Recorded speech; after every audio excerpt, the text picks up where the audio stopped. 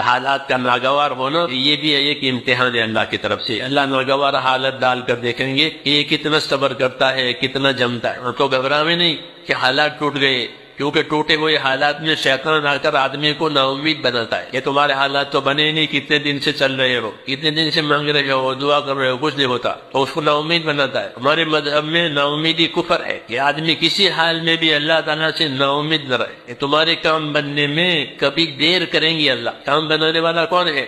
اللہ. بگڑی بنانے والا اللہ. اللہ کا نام ہے جبار. جبار کے معنی ہے بگڑی بنانے والا، ٹوٹی ہڈی جوڑنے والا. تو اللہ جبار ہے. ٹوٹی ہوئی حالت ٹھیک ہو جائے گی، بگڑی ہوئی حالت ٹھیک ہو جائے گی. ہمارے معبود کی یہ خصوصیت ہے کہ جتنے اس کے نام اتنے اس کے کام. باطل معبود نام ہی نام ہوتے ہیں ان کے، وہ کچھ کام نہیں کرتے. ہمارا اللہ نام اور کام اور شان کے ساتھ ہے. تو نبیوں کے کاموں میں اللہ اپنی شان کھولتے ہیں، اس لیے نبیوں کے حالات جو ہے تنگ ہو جاتے ہیں، پھر اللہ ان کے حالات بنا دیتے ہیں تاکہ انہیں پتہ چلے کام بنانے والا کہ اللہ ہے.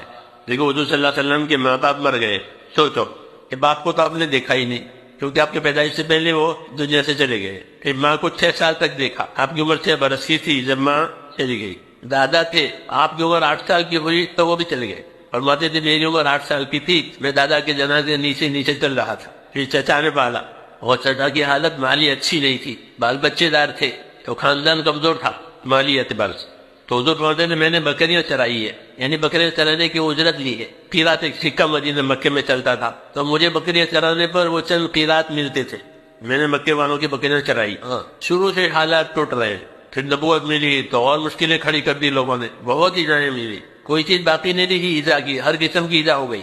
یہ سب چیزیں ہوتے ہوئے پھر اللہ نے حالات بنا دیے کہ آپ کی زندگی لوگوں کے لیے نمونہ بنے. کبھی ٹوٹے ہوئے حالات میں بھی اگر اللہ تعالیٰ کا کام ہوا اور اللہ کی طرف نگاہ رہی، اللہ حالات دوبارہ بنانے والا ہے. اللہ کے ایک وقت ہے، جیسے حیات موت کے اوقات ہوتے ہیں نا، ایسے اس کے اوقات ہے. جلدی نہ کرو، حالات بننے والے. خدا نہ خواستہ اگر حالات ٹوٹے ہوئے ہیں تو گھبراؤ مت، حالات بننے والے ہیں. جس طرح رات کے اندھیرے سے دن کا اجالا لاتا ہے، ایسے حالات بدل دیں گے.